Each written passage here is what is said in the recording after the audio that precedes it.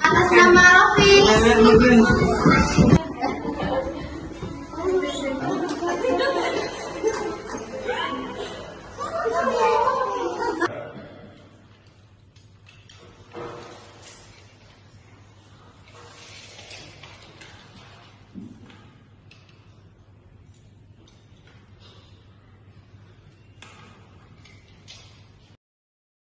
Ibu, untuk tinggi badan Rafiq ini 102 cm dan untuk berat badan Rafiq 22 kg ya Ibu.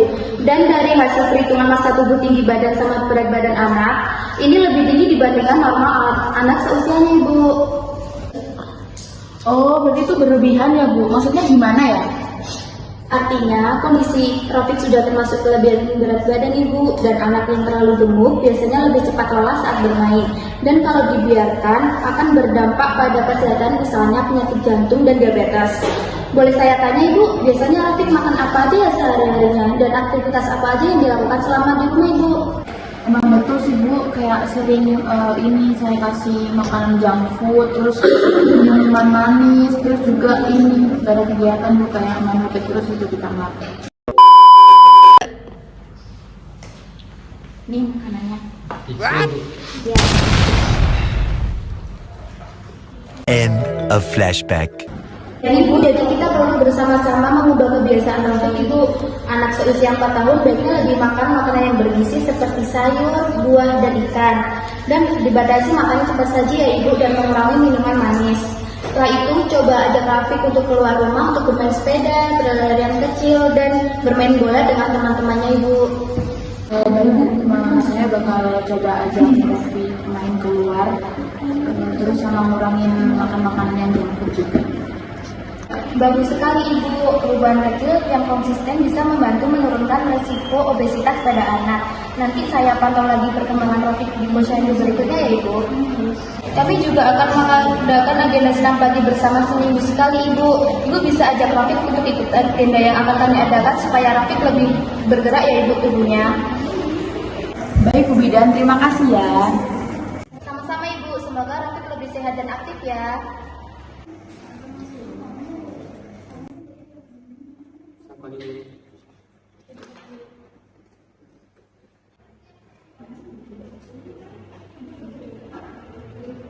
Baik Ibu, saya sudah melihat catatan dari Bu Bidan. Memang Rafiq ini sepertinya IMT-nya lebih tinggi dari usia normalnya.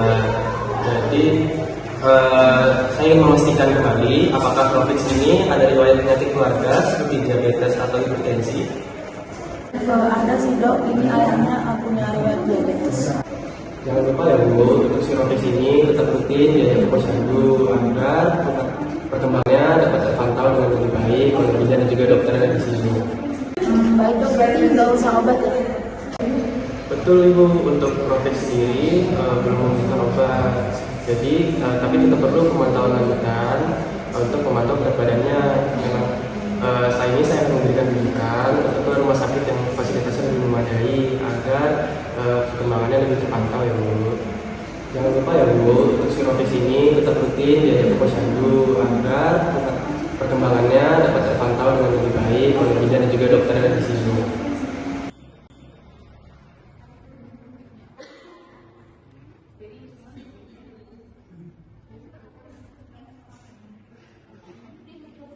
Selamat pagi Bu, saya ingin menambahkan sedikit ya. Meskipun tidak ada resep dari dokter yang diberikan, saya ingin mengingatkan untuk adik Rafiq tidak perlu untuk meminum suplemen atau vitamin tanpa resep dari dokter, terutama yang dijual bebas. Karena kadang orang tua berpikir anak berbeda seperti Rafiq perlu tambahan vitamin untuk menambah stamina, tapi sebenarnya itu tidak diperlukan. Iya Bu, saya sering lihat iklan vitamin di TV, terus saya bingung apakah perlu dibeli atau enggak. Kalau makanan grafik sudah bergizi seimbang, sebenarnya tidak perlu suplemen tambahan. Kalaupun dibutuhkan, sebaiknya konsultasi dulu ke dokter.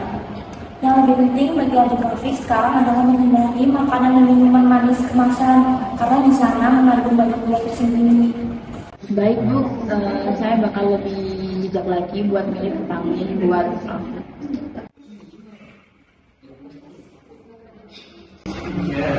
Lumayan ya Bu, ini solusi berat badannya sudah turun sebanyak 2 kilo dari berat badan sebelumnya. Alhamdulillah ini masih saran saya diterapkan dengan baik ya Bu. Betul dok, saya di situ diminta oleh dokter untuk mengajak CrossFit jalan-jalan keluar untuk mengaktifkan vitamin D di tubuh. Oh iya betul Bu, tubuh kita memang bisa memproduksi vitamin D. Memang salah satunya dengan berjemur di bawah sinar matahari. Karena ada yang namanya sinar UVB. Nah sinar UVB itu dapat mengubah senyawa yang ada di kulit kita menjadi vitamin D. Nah kalau misalkan kita kekurangan vitamin D, itu memang dapat mengganggu dari metabolisme dan juga regulasi dari nafsu makan. Apalagi buat si kecil, pasti jadi sering lapar. Oh gitu ya dok hubungannya. Terima kasih ya dok. Mulai sekarang saya akan menjaga pola hidup keluarga saya, termasuk anak saya untuk masa depan yang lebih baik. Kami akan terus memantau pertumbuhan dan perkembangan Rafiq di posyandu setiap bulan. Jika ada keluhan seperti mudah lelah berlebihan, sering haus atau ada gejala lain, segera bawa ke puskesmas untuk pemeriksaan lebih lanjut. Dan jangan lupa hati-hati dengan makanan, minuman, dan vitamin yang dikonsumsi. Utamakan yang alami dan sehat. Baik, terima kasih banyak semuanya atas sarannya. Saya sekarang menjadi lebih baik. Terima kasih.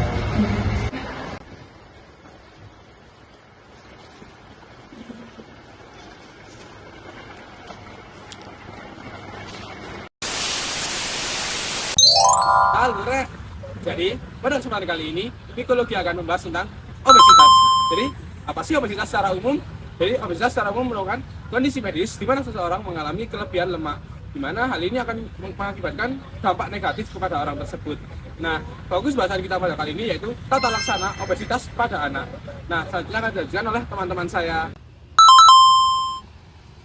Baik, kali ini kami akan menjelaskan tata laksana obesitas pada anak dari sudut pandang apoteker.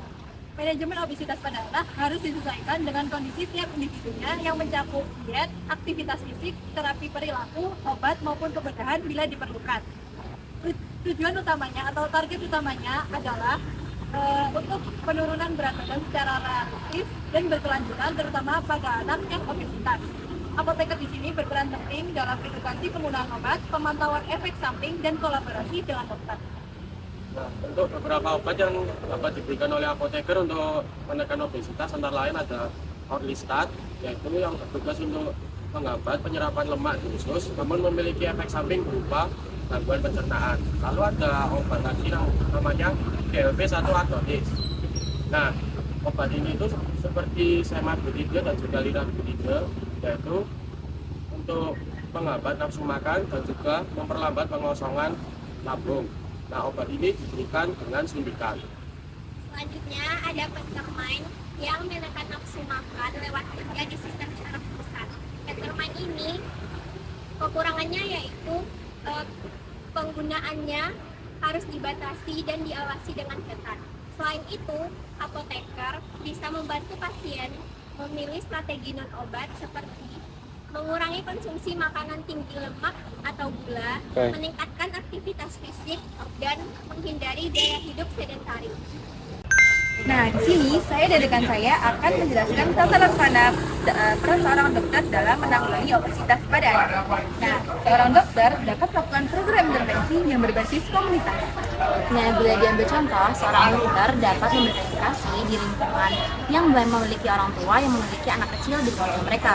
Edukasi yang dapat dilakukan seorang dokter adalah yang pertama dengan memberikan edukasi untuk meningkatkan informasi tentang nutrisi dengan mengajarkan peningkatan konsumsi gula dan sayur. Nah, yang kedua dengan memberikan edukasi untuk mengurangi konsumsi gula dengan cara memberikan batasan pada saat membeli atau membuat makanan dan minuman manis.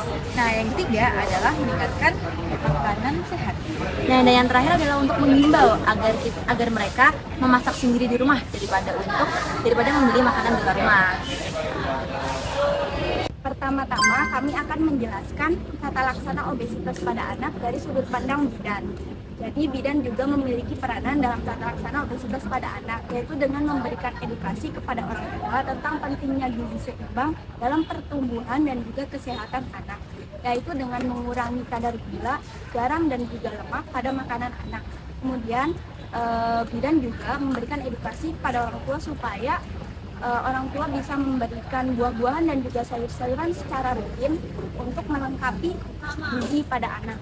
Kemudian bidan juga bekerja sama dengan orang tua dalam memotivasi anak supaya bisa beraktivitas fisik minimal 60 menit per hari dan juga membatasi screen time maksimal 1-2 jam agar menghindari dampak negatif yang bisa ditimbulkannya. Pola hidup sehat lebih efektif jika dilakukan bersama keluarga, melibatkan seluruh anggota keluarga dengan kebiasaan makanan sehat dan aktivitas fisik dapat membentuk lingkungan yang mendukung.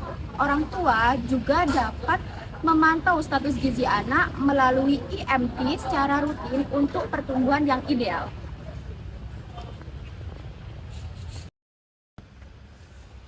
Sekian dari 1011 Midologi. Terima kasih.